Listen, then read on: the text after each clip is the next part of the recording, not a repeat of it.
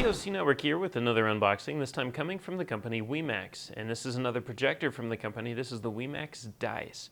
It is a 1080p Android portable projector, meaning you can actually pick it up and walk away with it. It doesn't require being plugged into the wall, at least for up to 3 hours. So you have 3 hours to watch whatever you want before having to plug it back in to charge it back up for the next trip. And it, of course, can be used plugged into the wall as well for unlimited viewing. But portable means it literally is that. You just pick it up like a Bluetooth speaker and walk away with it. And it is an Android TV projector, specifically with Android TV 9.0 with Google Assistant built in, which means you have access to all of your favorite apps, including Amazon Prime Video and YouTube and some of the other more popular options, along with so many other apps that are available to you within the Google Play app store, with the exception of Netflix. For some reason, some of these brands, even some of the biggest brands, in some cases, lack the support for Netflix for whatever reason. But you are still able to get your hands on using Netflix if you just make use of an external adapter, such as the Fire TV stick or Chromecast stick or anything else that has access to Netflix, because it does have an HDMI port. It's just that the built-in Android, for some reason, doesn't have access to this directly. But this model is good for up to 120-inch screens, so specifically 40 to 120 inches, depending on the distance between the projector and the projected surface. Let it be a screen or a wall or wherever else you'd like to point it at. In order to get the 40 to 120 inches, you would have to set it anywhere between 3.9 and 11.9 feet from the projected surface. It has built-in autofocus and 4-point keystone corrections. That way, depending on where it's pointing, if it's straight ahead or if it's off to the side a little bit at an angle, you're able to adjust that keystone a little bit to get the perfect image. And then as for that brightness, it has up to 700 ANSI lumens of brightness that it's capable of for getting a nice, crisp, clean, or at least bright picture with. Now, obviously, that doesn't compare to some of those big flagship projectors that are meant to be plugged into the wall and installed statically to a wall and shot at a screen at all times. But then again, this is also much less as well. And portable. I mean, you're paying for portability for this model. And when comparing it to a Bluetooth speaker, in terms of something you can pick up and walk away with, it is very much like a Bluetooth speaker because it can also be used as a Bluetooth speaker. It has two 5-watt speakers inside, and thanks to the Bluetooth function of the speaker, it can just be used as a standalone Bluetooth speaker when you're not using it to project. All for an MSRP of $699. And of course, we'll have links in the description in terms of where you can find this, as well as a link to the full review once we've had time to actually play with it. But for now, what we're going to do is we're going to open it up. We're going to see what it comes with, what's inside, what does it look like, and then we're going to shoot it at a screen to see what it actually looks like in operation. But to start, let's go ahead and open it up. Now, the first thing you're greeted with when you open it is the small card here, which is going to have some documentation. And in that, you have a lens wipe for clearing off the lens if it ever gets dusty. And you have a user manual for the projector. That's a fold-out design that has all the information in here in terms of what all the buttons do, as well as the controller, and how to set everything up. Digging further into the box, we have the projector, which is actually really small. It's wrapped up in some plastic to protect it from scratching. We'll just pull it out of there. And this is what the projector looks like, and it's got some weight to it. It actually feels really good.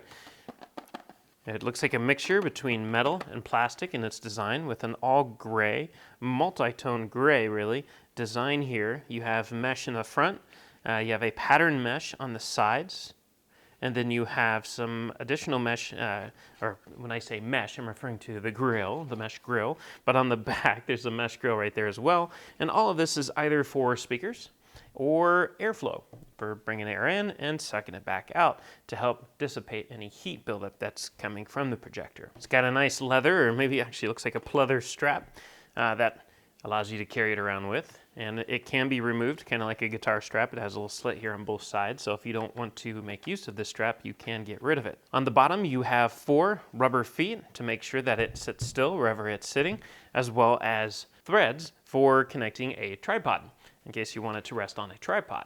On the top side right here, you have a power button. Actually, that's all that's there. You have an LED status light here, it just says smart right there, but that doesn't do anything. It's just a power button at the top for turning it on and off. And then on the back, you have the DC in, which is for your power adapter, obviously.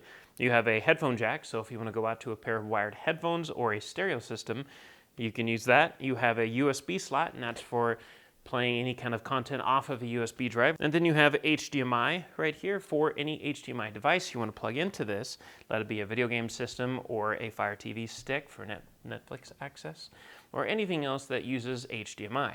And then going further into the box, we have some accessories. You have the brick, as well as the other cable that goes to the side of that, between, or at least plugs into this and then goes to the wall.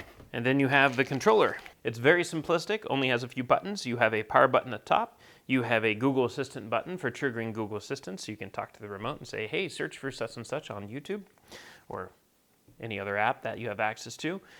You have a directional control here, as well as an OK button, or select OK button in the center. You have a apps button, or a menu button right here. You have a back, you have a home button, as well as volume up and down. And that's it. And it takes AAA batteries, 2 of which are not included. For some reason, a lot of these projection companies, or just projector companies, haven't been including batteries in with the remote. Of course, the price that we're paying for projectors these days, you'd think that they would, but they don't. So this is another example of that. It does not come with batteries. So it looks really cool. It's got a lot of weight to it. It would be interesting to see how this compares to some of the others that we have come across from companies like XGimme, for example. And I'm guessing you want to know that as well. So let's go ahead and run this over to one of our demo rooms and we'll set it up. So we brought it up to one of the demo rooms here and we took the lights down. We're just going to turn the projector on by pressing that power button that's up top. It's going to take a quick moment to just turn on. And what usually happens on these is that you have to pair the Bluetooth remote to it before you can use it for controlling it. And it should walk you through that shortly. Right now we're shooting kind of high and we're just kind of randomly place the projector. We're using a projection, just a tripod projection screen, since I'll lower this down a little bit, since we don't know what it's going to look like on one of our larger 150-inch screens, since it's really spec'd to about 120.